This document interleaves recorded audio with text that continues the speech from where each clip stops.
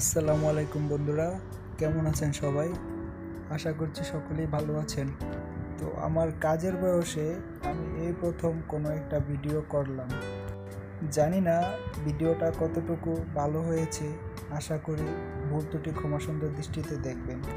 তো বন্ধুরা, আজকে আপনাদের মাঝে নিয়ে এলাম একটি কমন টয়লেটের ফিনিশিং কাজের ভিডিও।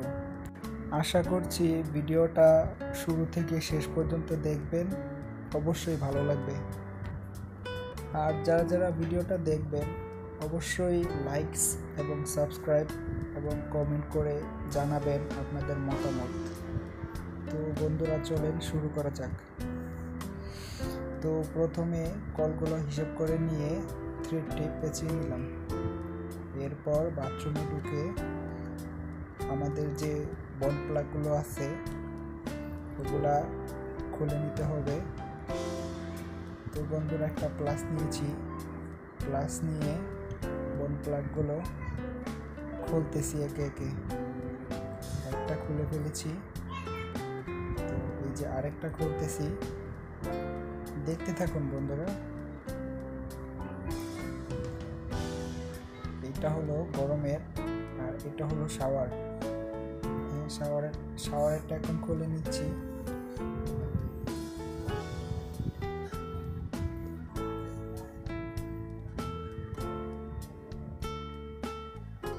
শাওয়ারের বন প্লাগ খোলা শেষ।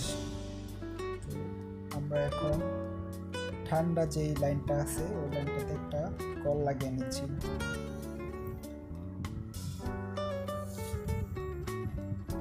ভালো করে টাইট দিতে হবে যাতে কোনো জায়গা দিয়ে লিকেজ না করে। এরপর আমরা গরমের লাইনে একটা কল লাগিয়ে নিচ্ছি। এটা যেহেতু হাতে বানানো মিক্সচার, তাই দুইটা লাইন আলাদা আলাদা হয়েছে। পরে ভালো করে টাইট দিয়ে নিচ্ছি। এরপর কনসিল স্টপ কলের গ্যালানটা লাগিয়ে নিচ্ছি।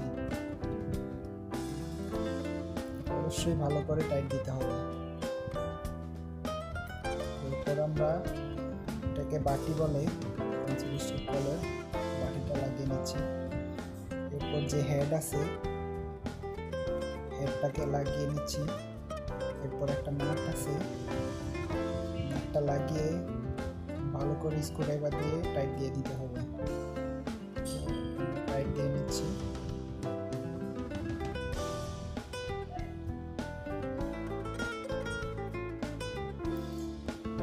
টাইট দেওয়া শেষ। এখন একটা কাভার আছে, কাভারটা লাগিয়ে দিচ্ছি।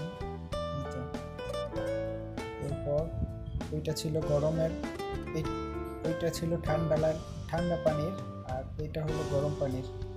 তো এইটাতে সেম সিস্টেমে টাইট দিয়ে নিয়েছি। এখন বাটিটা লাগানোর পরে যে হেডটা আছে কনসিল স্টপ কলের, হেডটা লাগিয়ে নিচ্ছি।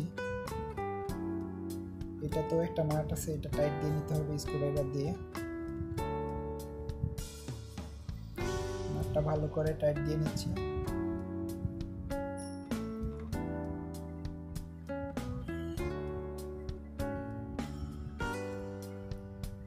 দেওয়ার পরে যে কাভারটা আছে যাতে পানি না ঢুকে, নাটটা নষ্ট না হয়, কাভারটা লাগিয়ে দিয়েছি। এখন আমরা শাওয়ারটা লাগাবো। বুশগুলো আমি আগে লেগে রেখেছিলাম, যেহেতু পয়েন্টগুলো অনেক ভিতরে ছিল তাই বুশ লেগেছে। হাতে টাইট দেওয়ার পরে তারপরে সেলাই রেঞ্জ দিয়ে টাইট দিয়ে নিচ্ছি।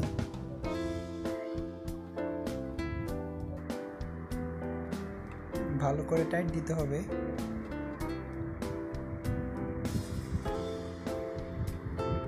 টাইট দিয়ে সোজা রাখতে হবে শাওয়ারটা।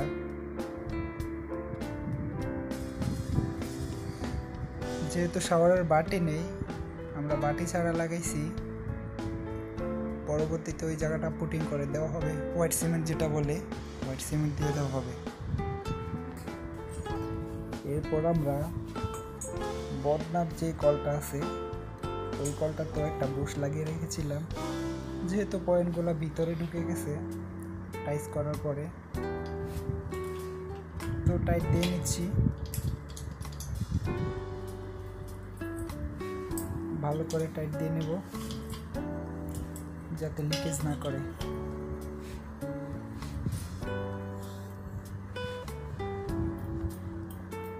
কলটাকে অবশ্যই সোজা রাখতে হবে।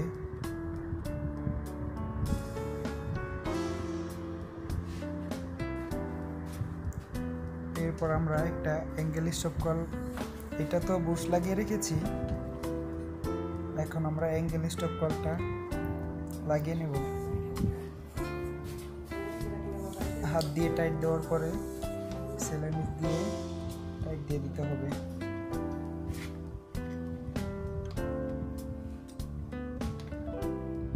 যেহেতু এটার গোড়াতে সেলাই বাজানোর কোনো সিস্টেম নেই, তাই আমার এখানে বাজিয়ে টাইট দিতে হচ্ছে।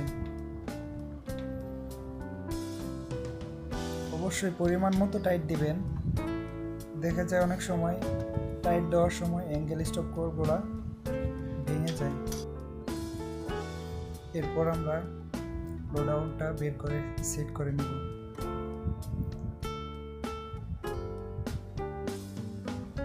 বের করে নিয়েছি, তো লোডাউনটা ফিটিং করে সেট করে নিয়েছি আমরা। এখন বাথরুমে গিয়ে জায়গা মতো বসিয়ে সোজা করে নেব। সোজা করার পরে ভালো করে সোজা করে নিতে হবে।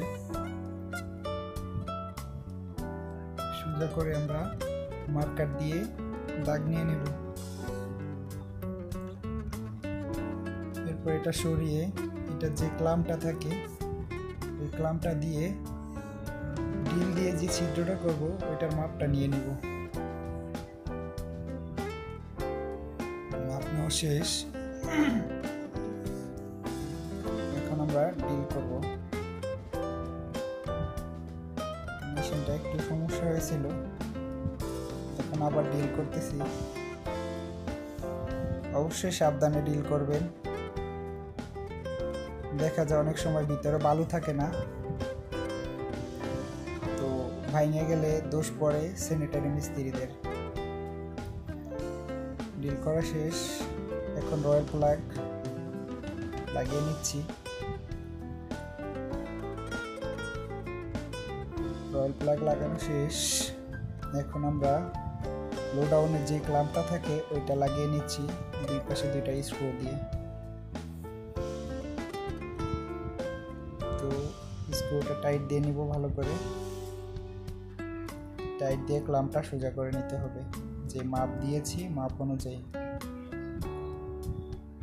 তো বন্ধুরা, লোডাউন ফিটিং করা শেষ, এখন আমরা এটার ঢাকনাটা লাগিয়ে নিব। তো এটার পুশটা যেহেতু পেজ সিস্টেম, তো ঢাকনাটা লাগানোর পরে এটা পেজ দিয়ে লাগিয়ে নিতে হবে। চেক করে নিচ্ছি ঠিক আছে কিনা। ঠিক আছে, এখন আমরা কালেকশন পাইপটা লাগিয়ে নিচ্ছি। ভালো করে টাইট দিয়ে দিতে হবে, আর অবশ্যই ওয়াশারটা দিতে হবে ভিতরে, নাহলে লিকেজ করবে। এরপর আমরা ওয়াশারটা দিয়ে অ্যাঙ্গেল স্টপ কলের সাথে লাগিয়ে নিচ্ছি কালেকশন পাইপটা।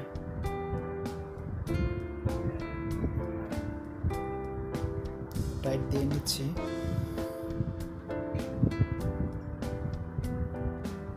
পাইপটাকে আমি একটু হালকা ভাঁজ করে লোডাউনের যে পাইপটা আছে ওই পাইপটা পিছনে দিয়েছি যাতে কখনো এই পাশে না আসে। তো বন্ধুরা, অবশেষে পানি ছেড়ে দিলাম। আলহামদুলিল্লাহ, কাজে কোনো সমস্যা হয় নাই, ভালো মতোই পানি আসতেছে। বদনার কল দিয়েও পানি আসতেছে, পানির অনেক স্পিড আছে। তো বদনারটা বন্ধ করে আমরা এখন লোডাউনটা ট্রাই করব। হ্যাঁ, সব কিছু ঠিকঠাক।